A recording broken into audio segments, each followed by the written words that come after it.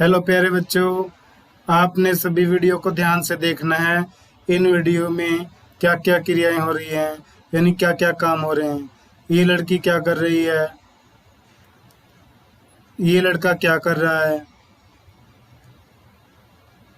ये सभी खिलाड़ी क्या कर रहे हैं मिलके। ओके, चलिए आज हम आपको वर्ब के बारे में सिखाते हैं। Hello, good morning everybody. कैसे हो प्यारे बच्चों? बढ़िया। चलिए आज की क्लास हम स्टार्ट करते हैं। आज की क्लास का हमारा टॉपिक रहेगा वर्ब। वर्ब क्या होते हैं? वर्ब एक ऐसा शब्द होता है जिससे हमें पता चलता है कोई काम हो रहा है या कोई काम किसी के द्वारा किया जा रहा है। चलिए आगे चलते हैं। जैसे कि हमने यहाँ पे एक सेंटेंस लिखा है, से इज ड्रिंकिंग द वाटर। अब इसमें देखते हैं वर्ब हमारी क्या होगी। से इज ड्रिंकिंग द वाटर, वह पानी पी रही है। अब इसमें आप लोग बताइए वो क्या काम कर रही है लड़की? वह क्या कर रही है? ड्रिंकिंग कर रही है। ओके, तो यहाँ पर ड्रिंकिंग हमारा वर्ब होगा। अब हमें कैसे पता चलेगा वो पानी पी रही है या पी रही थी, या उसके टाइम का कैसे पता चलेगा? इससे, इज से। इज जो है, इज हमें ये बताता है वो पानी पी रही है। ओके, जो काम हो रहा है वो किस काल में हो रहा है वो इज से पता चलता है। इस प्रकार इज और ड्रिंकिंग दोनों हमारे यहाँ पर मेन वर्ब होंगे, वर्ब होंगे। आगे चलते हैं। वर्ब के टाइप्स। वर्ब दो प्रकार की होती हैं। पहला है मेन वर्ब, दूसरा है हेल्पिंग वर्ब। मेन वर्ब क्या होते हैं? जैसे कि ईट खाना, ड्रिंक पीना, स्माइल हंसना, वॉक चलना, और भी बहुत सारे वर्ब होते हैं। स्टडी होता है, गो होता है, बाय होता है। ओके, आगे चलते हैं हेल्पिंग वर्ब पे। हेल्पिंग वर्ब क्या होती है?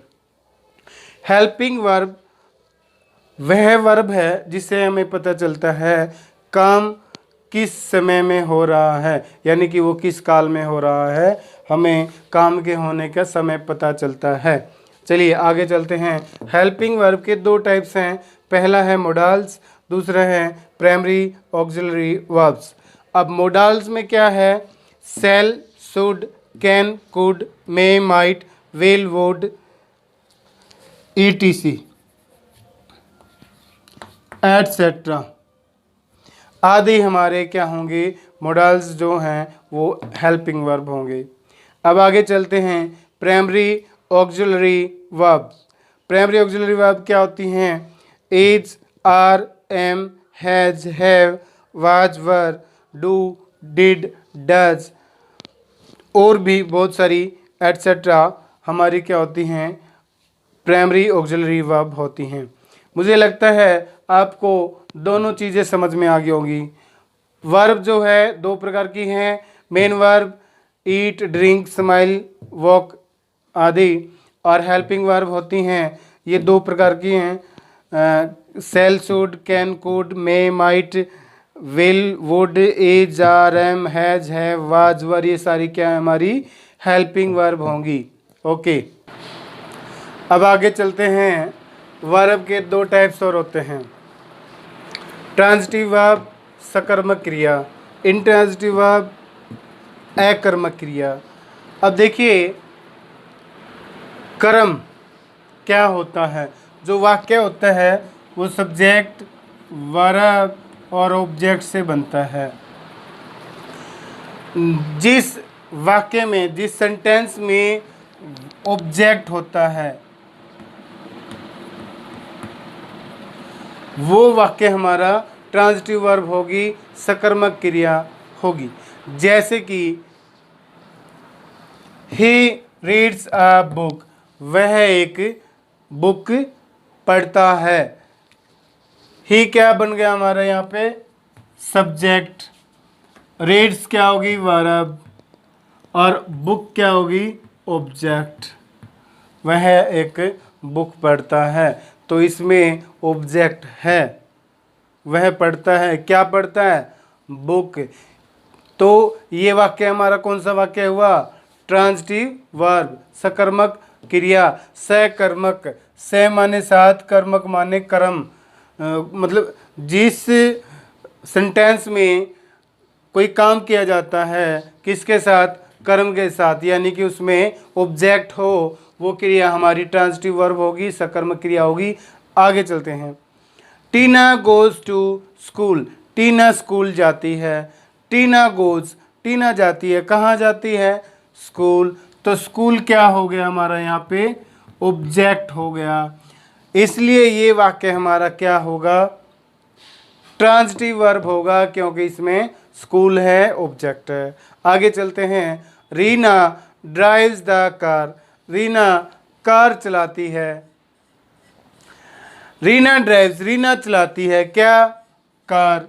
तो कार हमारा यहाँ पर क्या होगा, ऑब्जेक्ट होगा, और जिस वाक्य में ऑब्जेक्ट होता है वो क्या होता है, वो ट्रांजिटिव वर्ब होती है, सकर्मक क्रिया होती है।